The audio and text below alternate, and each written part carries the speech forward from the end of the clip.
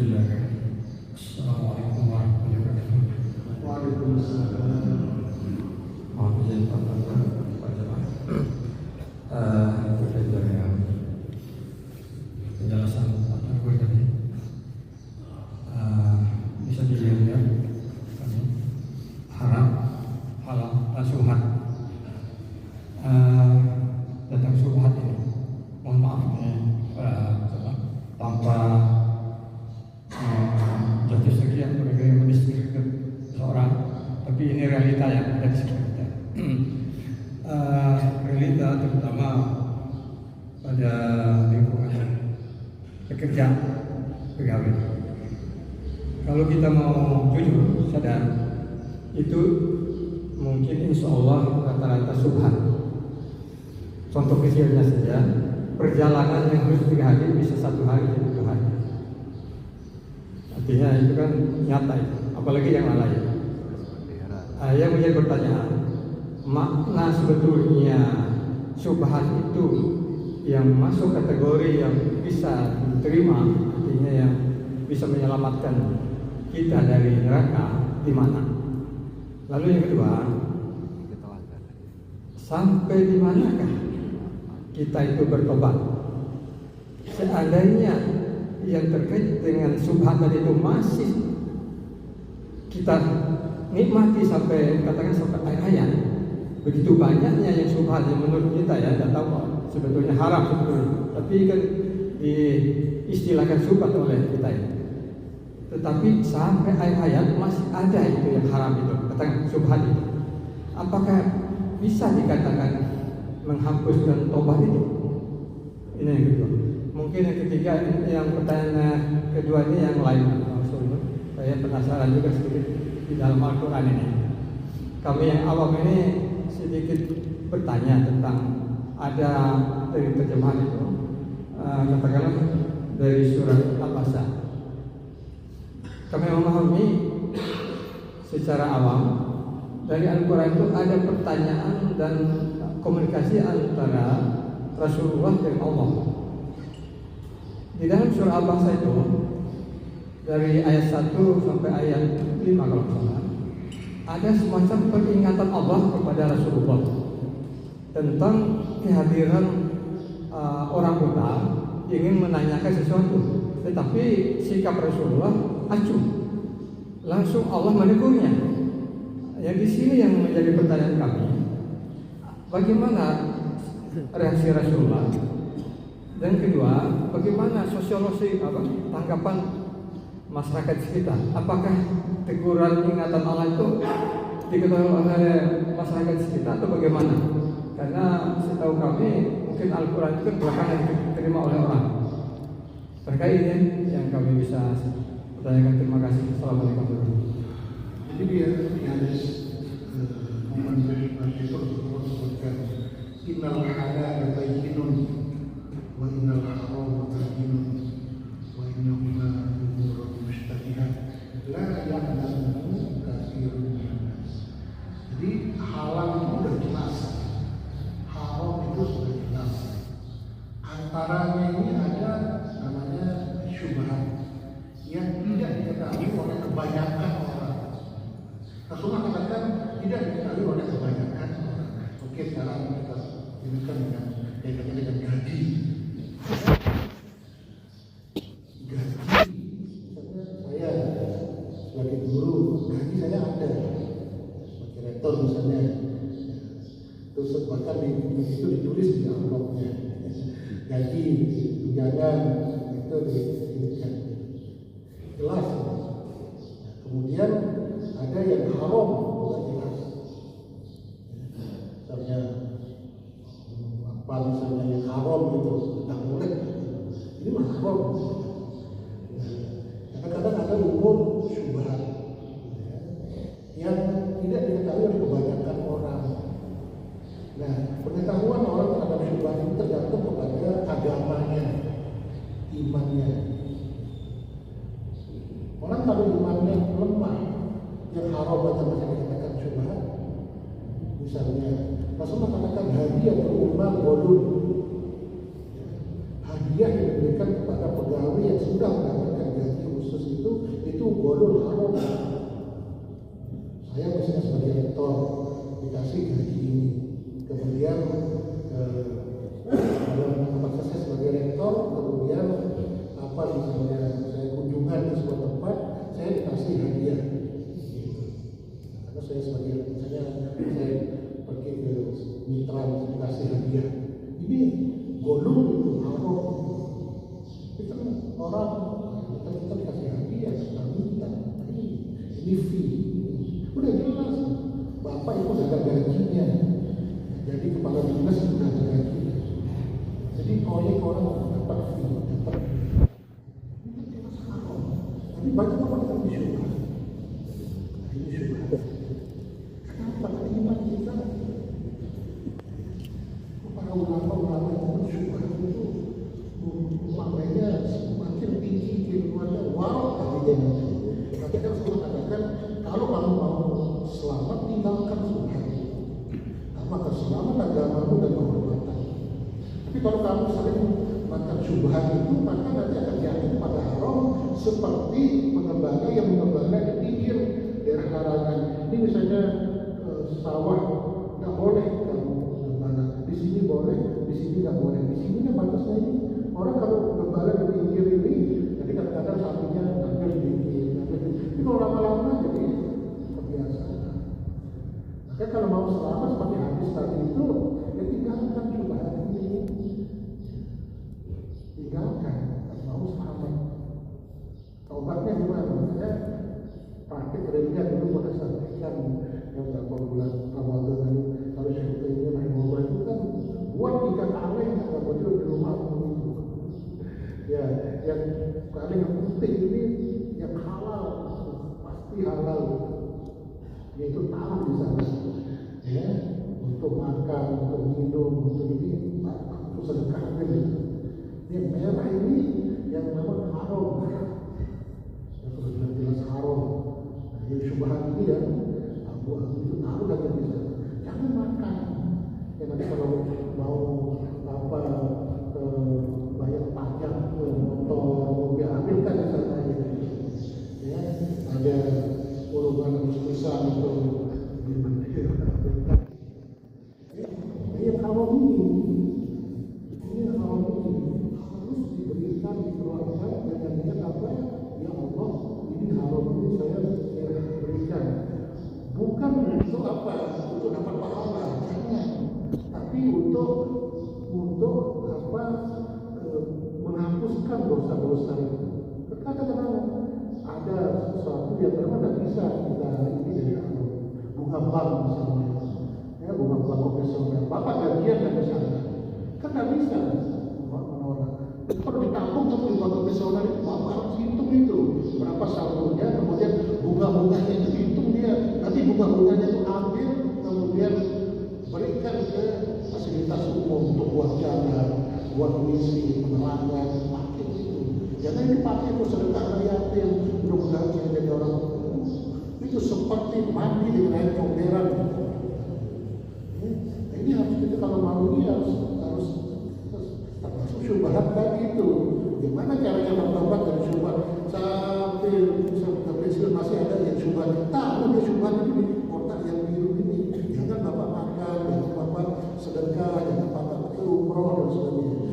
Ini dapat korupsi, kita pergi umroh aja nanti cium ajaran suatu semuanya begitu. Ya nggak bisa. Itu jelas di dalam Al-Quran. Nah kemudian tentang teguran Allah itu, bapak saja tahu kan, apalagi orang-orang yang bapak saja sekarang ini tahu bacanya, ya. Jadi itu misalnya ada waktu itu Rasulullah ingin, jadi orang-orang jahiliyah, orang Quraisy itu minta ya, para pemimpin pembesar-pembesar itu, oke, saya mau mendengar dakwahmu Muhammad, tapi harus khusus, harus orang-orang khusus, nggak boleh orang-orang gawi-gawi itu aja, bangsawan-bangsawan itu. Terus meriakan, oh iya, kumpulkan mereka yang bangsawan-bangsawan. Nah begitu Rasulullah mau bicara itu, datanglah Abdullah bin Mas'ud yang buta. Nah di sanalah kemudian Rasulullah itu cemburut, ya maksudnya Kenapa? Karena berharap bahwa orang-orang ini mau mendengarkan khutbahnya yang dia katakan. Kemudian Allah tegur Muhammad SAW. Kemudian Allah pun meninggalkan dirinya. Bahkan setiap kali dia waktu datang, ya Rasulullah sambut dia dengan ucapan marhaban, ya selamat datang orang yang menjadikan itu dari Nabi. Itu diperlakukan seluruh orang.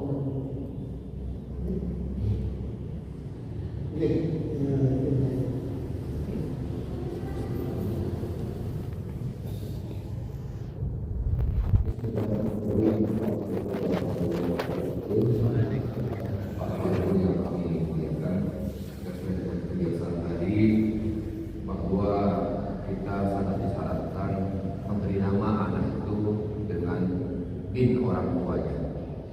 Misalnya Adi Surya Nugraha bin Ma'rifatullah atau bin Ma'rif.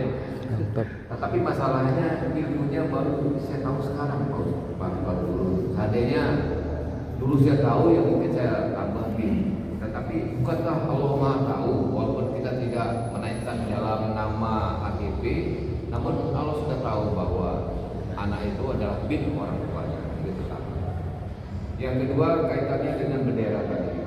Bagaimana kita tahu sekarang bahwa banyak pejabat-pejabat negara kita korupsi dan sudah diputuskan bersalah, namun mendapat garasi dan abolisi dari presiden. Apakah oknum atau pejabat ini nanti akan mendapat bendera atau bagaimana karena sudah diampuni oleh presiden? Demikian Pak. Terima kasih. Wassalamualaikum warahmatullahi wabarakatuh. Nanti di akhirat, walaupun disebutkan namanya sambung di sini, itu otomatis ini di hari kiamat dipanggil. Orang itu nanti dipanggil pada hari kiamat itu.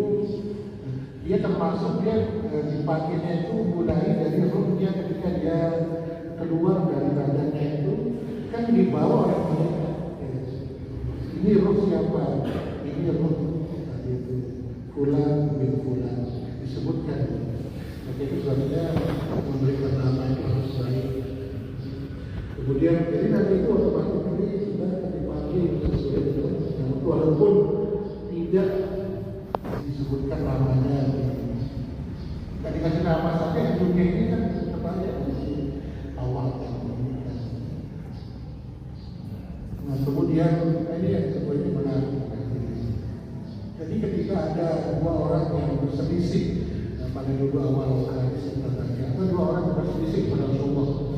Ini apa ya Rasulullah ini saya baik gaduh doa Rasulullah katakan mungkin saja saya memberikan kalau diikuti fulan orang yang lebih bagus dia ngomongnya.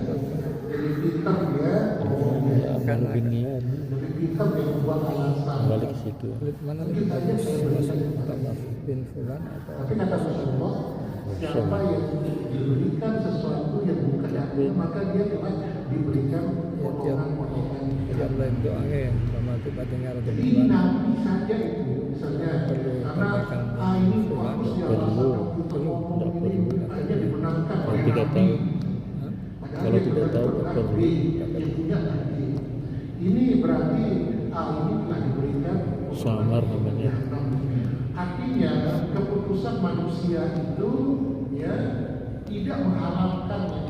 Misalnya dia untuk pacaran akhirnya didapat anak itu, maka itu bukan dia. Oh ini yang halal, enggak. Tetap itu jadi potongan-potongan jahanam saja. Ya. Artinya manusia itu, tetapi misalnya kalau hakim itu memutuskan ya dengan pengetahuannya dengan ini putuskan ya putusannya A, gitu. Ternyata dia salah, dia tetap dapat pahalanya hakim itu, pahala dia beriktihan itu. Tapi yang diputuskan itu tidak berarti kemudian oh ini kan diputuskan hakim saya menang, ini jadi hak saya enggak bisa. Ya, tetap dia menjadi kalau bahasa Rasulullah itu potongan aku memberikan potongan jahanam. Maka kedua orang itu kan kemudian dia sudah Allah ini punya dia, enggak ini punya dia, dua-duanya.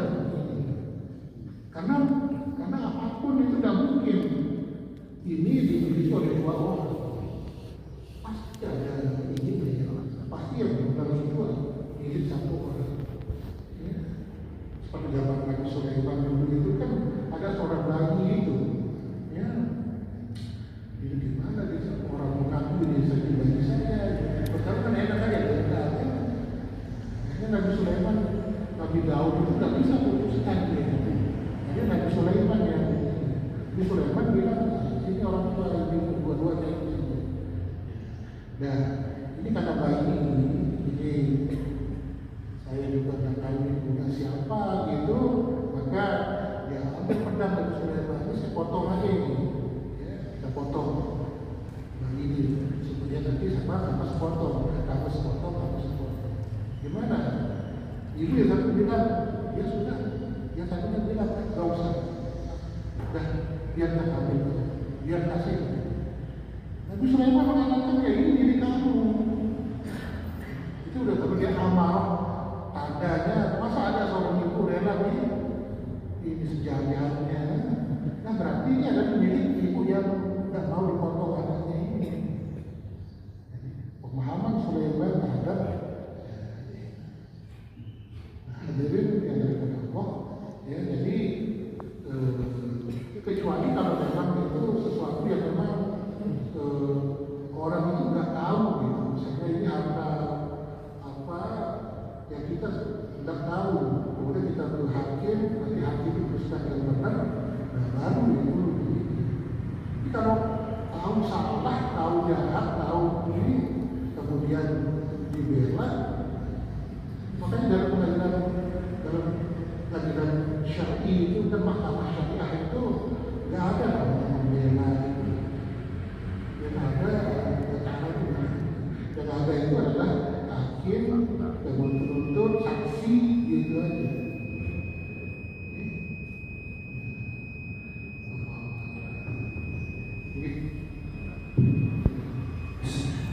Assalamualaikum warahmatullahi wabarakatuh. Para yang saya muliakan, satu hadis Nabi Sallallahu Alaihi Wasallam bersabda yang artinya, sesungguhnya Allah menurunkan wahyu padaku. Sesungguhnya Allah menurunkan wahyu padaku agar kalian bersikap rendah hati hingga tidak ada seorang pun yang merendahkan saudaranya dan tidak berlaku lagi satu sama lain. Hadis riwayat Muslim. Mohon penjelasan penggunaan hadis dimaksud. Terima kasih. Assalamualaikum warahmatullahi wabarakatuh. Ini hadis tentang tawadhu rendah hati.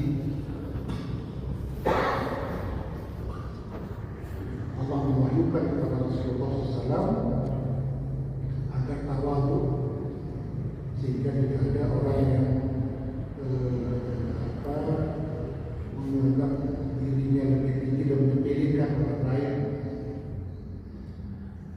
Rasulullah SAW sebutkan ada tiga itu yang ada lanjutannya, ada tiga yang Allah balas itu berbeda dengan yang dipikirkan oleh orang. Satu, masa pasal malu min sadaqatin, tidak akan pernah berkurang harta itu karena sedekah. Jadi orang ketika bersedekah itu memberi itu pikirannya dia pas berkurang. Kalau dia punya 100.000 di sedekah 100.000, uang saya itu masih 9.000. Kata apa anda? Tidak berkurang. Allah akan dengan uang itu diperlihatkan dia menjadi 100 sampai 100. Jadi Allah membantah pikiran orang mana kasat madu min sedekah. Kemudian kedua, ma tawadhu ila Rasulullah. Tidak ada orang yang tawadhu itu kecuali Allah mengangkat derajat orang. Karena orang kalau merasa dirinya tinggi kemudian menganggap orang lain ini kan dia maknanya tinggi. Terus kalau kita merendahkan kepada orang kita rendah kita diinjak orang itu saja itu. Bukan berhadir pikir maksudnya gitu kan jangan itu. Allah itu merintah ya Rasulullah. Semakin orang itu tawadhu rendah hati Allah angkat. Maka orang yang tinggi kedudukannya kan Rasulullah SAW dia orang yang paling tawadhu, paling ini. Bayangkan seorang budak perempuan. Budak ini perempuan. Rasulullah SAW berkata, didatangi sama budak perempuan. Budak ini mengatakan, ya Rasulullah, saya di rumah itu punya salib. itu semacam bubur, saya buat bubur. Oh iya, saya datanglah sobat ke rumah gudang. Yang mana saya punya ini? Maksud makan yang enak. Saya kan sekarang ini ada pejabat. Kita bersama-sama saja nggak bisa ini. Bersama-sama. Kalau ada ustaz besar misalnya, kita bersama-sama saja nggak bisa. Diawal oleh dirinya dari sini sampai sana itu. Yang sama. Pernah juga ada seorang kiai besar datang ke Lombok, ya. Acaranya di Turide itu karena saya sudah dengar kita tonton dari TV, saya itu jalan dari pondok kerja atau video teman-teman yang pinginnya pokoknya kayak bola kita bisa cium tangan ini, nggak makan itu bisa malah satu bolos gitu, dia sama ini terus menjaga. Begitu itu langsung saja ojo sama teman itu dipegang saya sama orang ini sama pengawalnya patok namanya patok PKB. tapi gitu kan ini saya bersama apa dia makan gitu kan kita dengar dari ini saja. Terus berjalan waktu saya kuliah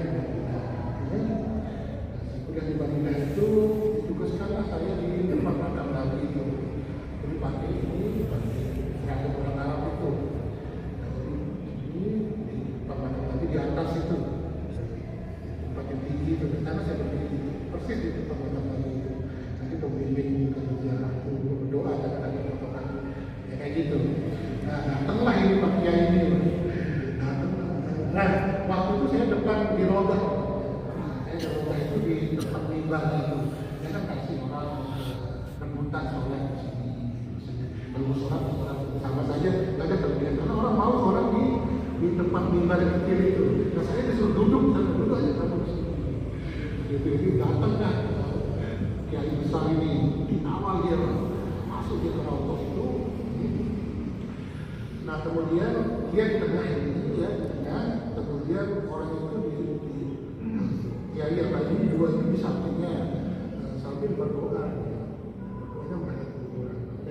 Oleh ini itu, oleh takdirnya itu suruh menghadap kiblat. Indonesia suruh itu menghadap kiblat. Suruh dia. Karena saya pergi ke dia.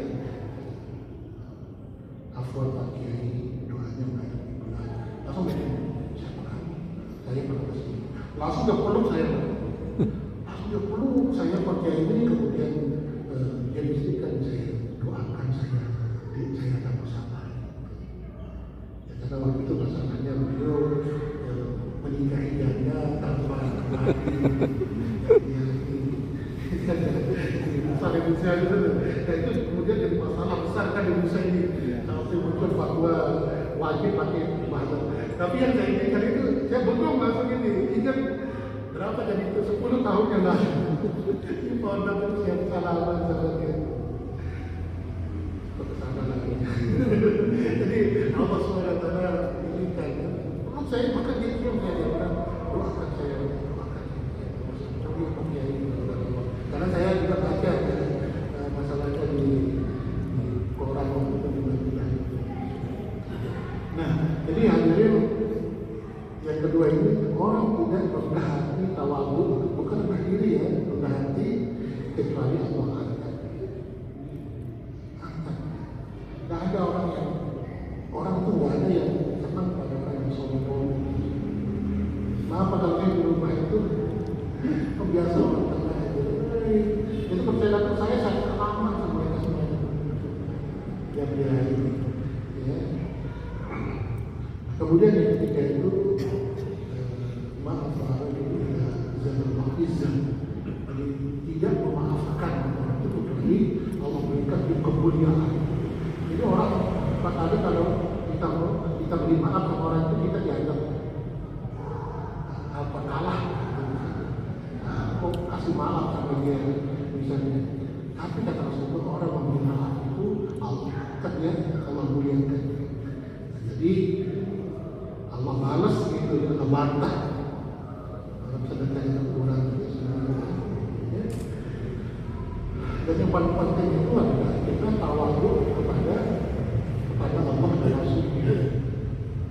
Ini yang paling penting, kita tawadhu kepada Allah dan Rasulnya. Apa bentuknya tawadhu kepada Allah dan Rasulnya itu? Yaitu idza qadallahu wa rasuluhu amran ayyakuna lahum khiyaratu min amrihim. Ini kalau sudah Allah dan Rasulnya memutuskan menetapkan sesuatu, kita terima dengan penuh hati, tidak ada pilihan. Jadi kalau ada pilihan, kan berarti kita tidak tawadhu kepada Allah dan Rasulnya. Maka kita bekerja dengan ladina amanu la tarfa'u aswatakum fawqa sautin nabi. Jangan mengangkat suaramu terhadap suara Nabi. Itu ada sahabat yang kalau dia bicara keras sekali suaranya, cabur dia, didengar. Dia bicara biasa aja, kedengaran. Itu sampai berhari-hari tidak mau bicara sama Nabi. Takut nanti suaranya itu lebih tinggi daripada suara Nabi. Sampai kemudian sahabat lain mengatakan, ya Rasulullah, ini fulan ini tidak berarti ngomong di hadapan engkau. Karena takut ayat ini jangan mengangkat suaramu di atas suara Nabi itu. Dan dia memiliki suara yang itu kata Rasulullah, bukan itu maksudnya. Tapi suara Rasulullah itu adalah ajaran Rasulullah itu. Jangan kita merasa lebih daripada ajaran Rasulullah. Ya, ajaran Rasulullah itu mengatakan ini yang kita sambil kita berhati dan ini wallahu ta'ala Tuhan subhanallahi wa bihamdihi.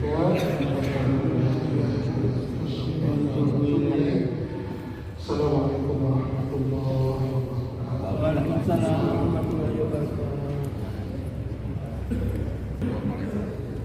Assalamualaikum warahmatullahi wabarakatuh.